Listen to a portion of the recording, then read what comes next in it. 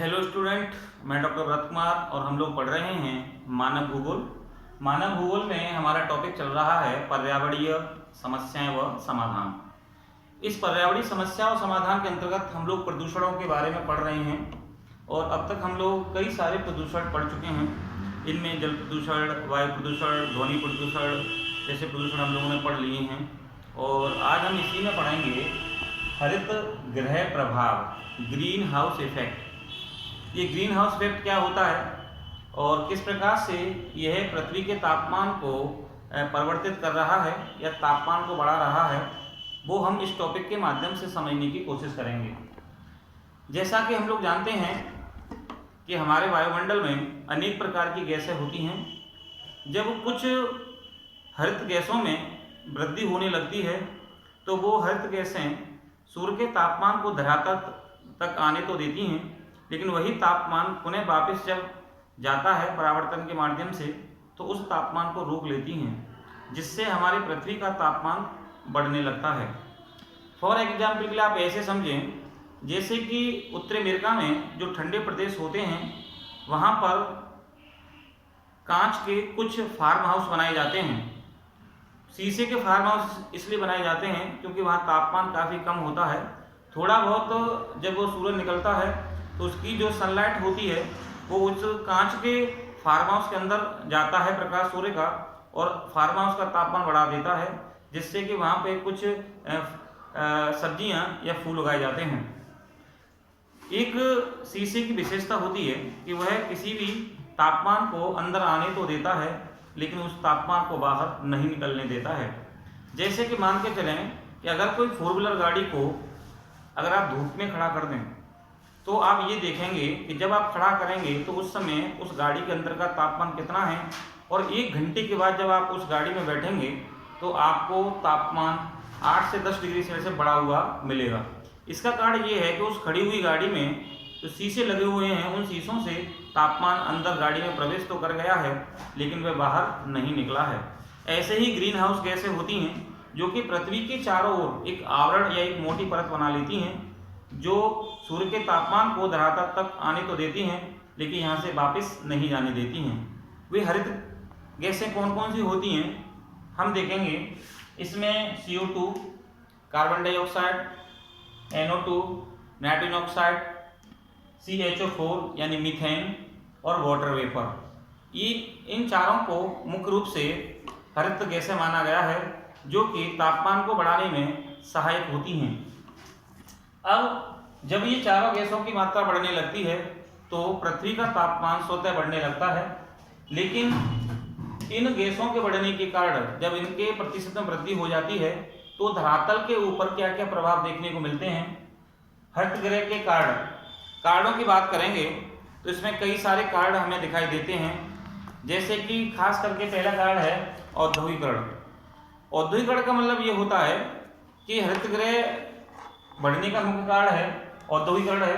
औद्योगिकरण मतलब होता है कि जितने भी उद्योग धंधे पूरे विश्व में पाए जाते हैं वहाँ कोयला, पेट्रोल तथा अन्य ऊर्जा के साधनों का प्रयोग होता है। जब हम कोयला या पेट्रोल को जलाते हैं तो उनसे जो CO2 निकलता है वो हमारे वायुमंडल में CO2 की मात्रा को बढ़ा देता है, जिससे कि हरित गैसों में वृद्धि होने लगती है।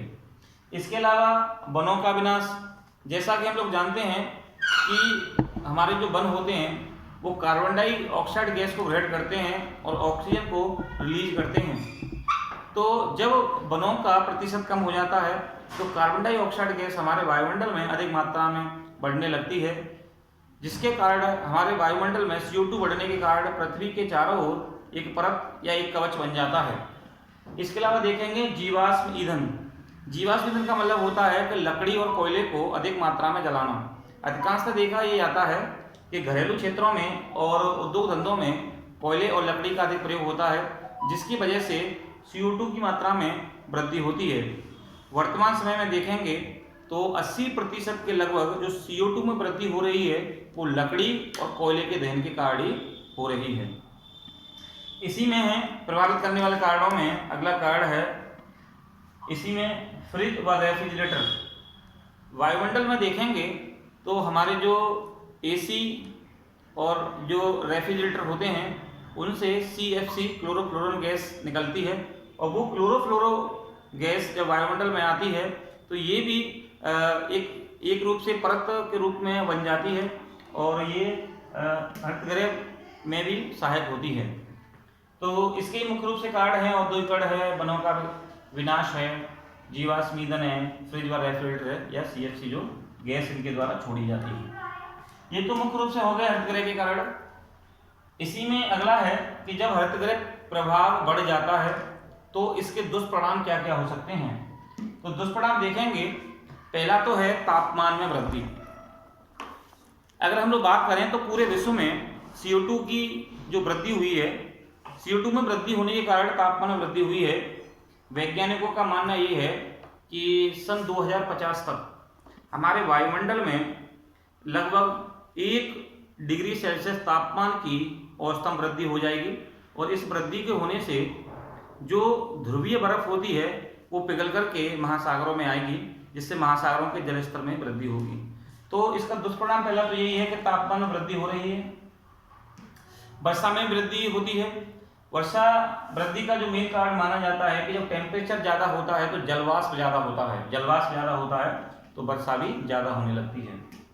समुद्र सतह में वृद्धि, ये मैं आपको बता चुका हूँ कि जब तापमान बढ़ जाएगा औसत पृथ्वी का तो ध्रुवों की बर्फ पिघलने लगेगी, और ध्रुवों की जो बर्फ पिघलती है तो वह बर्फ नदियों के माध्यम से महासागर तक पहुँचती है, और महासागरों में वह जल स्तर को बढ़ा देती है। पूरे विश्व के कई ऐसे देश जो समुद्र के किनारे समुद्र तटीय क्षेत्रों में बसे हुए हैं, और समुद्र सतह में वृद्धि होने के कारण वो डूबने के कगार पर होते हैं।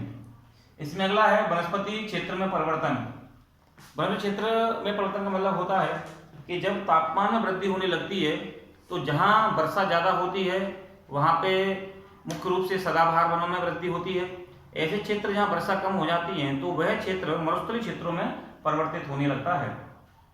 बीमारियों के स्तर में वृद्धि होना, जैसा कि हम लोग जानते हैं कि तापमान में वृद्धि हो जाने के कारण कई सारी नई बीमारियों का उत्सर्जन होता है। जैव विविधता को खतरा, ये भी एक मुख्य कारण है कि हमारे वायुमंडल में तापमान में वृद्धि होने के कारण, जैसा कि आप जानते हैं कि वर्षा में समुद्र के स्तर में वृद्धि हो रही है, जिसकी वजह से जैव विविधता को भी खतरा हो जाता है। तो ये तो रहे हरितगृह प्रभाव के दुष्परिणाम। अब हरितगृह प्रभाव को कैसे रोका जा सकता है या कैसे कम किया जा सकता है, तो ग्रीन हाउस प्रभाव को कम करने के उपाय। तो अगर हम लोग कम करने की बात करेंगे तो सबसे पहला तो है कि जो हम जीवाश्म ईंधन का प्रयोग करते हैं, लकड़ी और कोयले का प्रयोग करते हैं, उनमें हमें कटौती करनी होगी। यानी जैसे मैंने अभी आपको बताया कि विश्व के 80% जो CO2 की मात्रा में वृद्धि हो रही है वो जीवाश्म ईंधनों की वजह से हो रही है, तो हमें इन जीवाश्म ईंधनों में क्या करनी चाहिए, कमी करनी चाहिए। दूसरा, हमें ज़्यादा से ज़्यादा वृक्षारोपण करें, बनावट को बढ़ाएं, क्योंकि बनावट बढ़ने से कार्बन डाइऑक्साइड की मात्रा स्वतः कम हो जाती है, क्योंकि पेड़ पौधे उस कार्बन डाइऑक्साइड को ऑक्सीजन में रिलीज कर देते हैं, छोड़ देते हैं। इसके अलावा हमारे वायुमंडल में जो CFC क्लोरोफ्लोरोकार्बन गैस जो रेफ्रिजरेटर और AC के द्वारा जो छोड़ी जाती हैं, उनमें भी हमें किसी हद तक कटौती करनी चाहिए, या कोई ऐसी तकनीक विकसित करनी चाहिए जिसमें CFC के स्थान पर ऐसी गैस का प्रयोग करें जो हमारे वायुमंडल को प्रभावित ना करें। तो ये रहा आपका टॉपिक हरितगृह प्रभाव, और कल हम लोग एक नया टॉपिक ओजोन परत क्षरण पढ़ेंगे। Thank you.